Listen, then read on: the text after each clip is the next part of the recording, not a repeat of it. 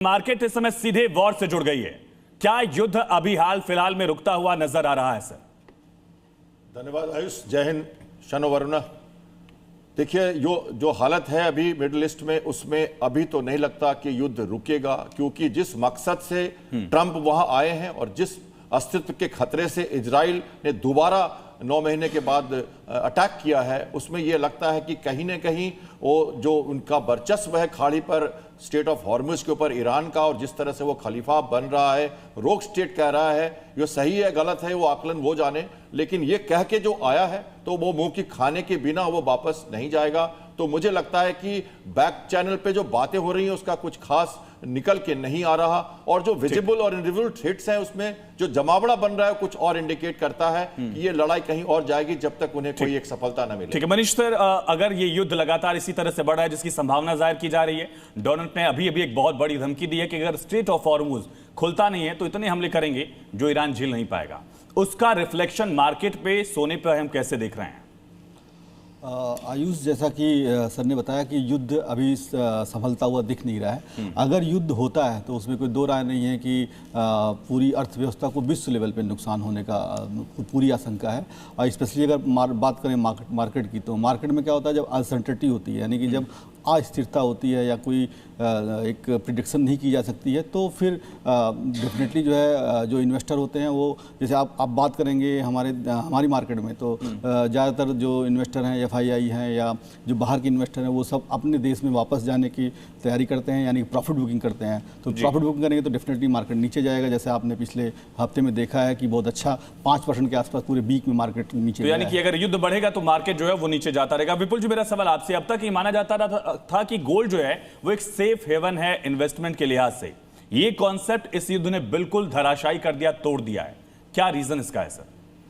Sir, ये युद्ध दूसरी तरीके का है। ये युद्ध वो जो ट्रेडिशनल युद्ध होते हैं वो सब युद्ध नहीं है। ये सिर्फ मेन जो इसका दिक्कत है वो ऑयल की वजह से है। सारा जो खेल है ऑयल के लिए हो रहा है, और ऑयल की अनिश्चितता की वजह से ही सोना और चांदी नीचे जा रहे हैं। वरना हर युद्ध में यही देखा गया है, वही जैसा सर ने बताया, अनिश्चितता के माहौल में हमेशा आदमी सेफ हेवन सोना और चांदी को मानता है। लेकिन इस बार क्योंकि युद्ध ऑयल से रिलेटेड है, इसलिए सोना चांदी नीचे जा रहा है। बट मेरे हिसाब से ये सही समय है सोने चांदी में इन्वेस्ट करने का। रूपा जी, मेरा सवाल आपसे, अभी 2 दिन पहले भी यही जिक्र चल रहा था कि शायद ये सही समय है, लेकिन 2 दिन में भी गिरावट जो हमने दर्ज की है, देखा है, अगर 2 दिन पहले किसी ने इन्वेस्ट किया होता तो उसको नुकसान होता। अब जो लोग 1,80,000 पर सोना खरीद कर बैठे हैं वो क्या करें आखिर? देखिए आयुष, 2 दिन पहले जब आप ही के प्रोग्राम में डिस्कशन हो रहा था तब भी मैंने यही पक्ष रखा था कि अभी ये लेवल्स नहीं हैं बाइंग के लिए।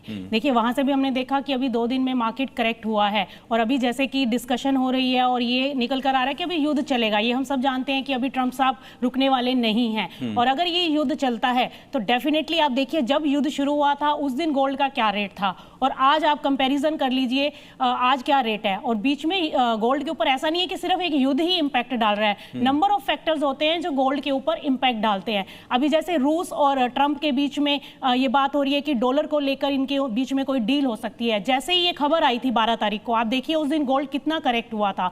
3000 पॉइंट हमारे डोमेस्टिक मार्केट में गिरा था और इंटरनेशनल मार्केट्स में भी हमने गिरावट देखी थी।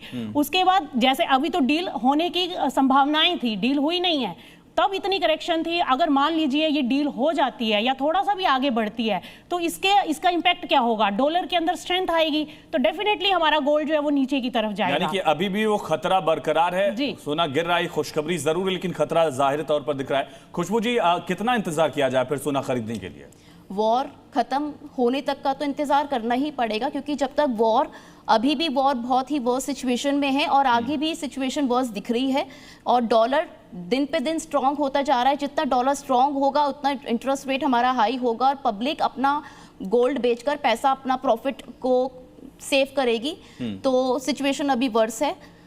रूपा जी, शादियों का सीजन भी आ रहा है, अब उसमें बहुत दिक्कत हो गई, लोग समझ नहीं पा रहे हैं अभी खरीदें 1,40 से 1,47 तक अगर सोना दिख रहा है या थोड़ा और इंतजार किया जाए। शादी वाले लोगों के लिए कितनी बड़ी दिक्कत है ये?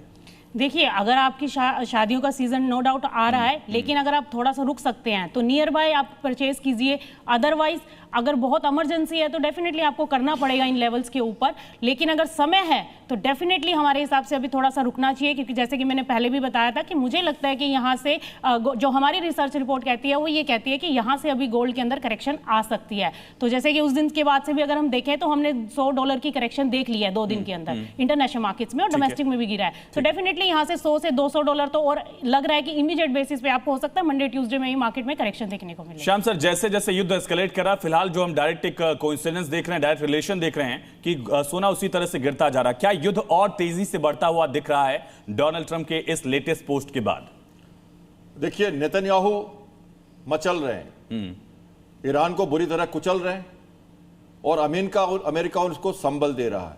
निवेशक संभल रहे हैं सर, और निवेशकों को समझना पड़ेगा, इससे इन्फ्लुएंस लेना पड़ेगा। तो मेरे ख्याल से जो जमावड़ा है, जो तरीका है, और जो नीति सोची समझी नीति के तहत एम्स के साथ जो वो आए हैं, अब देखो पावर सेक्टर में हो, एनर्जी सेक्टर में अटैक हो, इकोनॉमिक सेक्टर में भी अटैक करने की बात की जा रही है। पहले मिलिट्री टारगेट, फिर पावर सेक्टर में एनर्जी टारगेट, और अब ग्लोबल बैंकिंग सिस्टम पे भी टारगेट ईरान ने कहा है। अब दियो गार्सिया पे आप मार रहे हो, आप साइप्रस पे मार रहे हो, यूरोप को जद में ले रहे हो।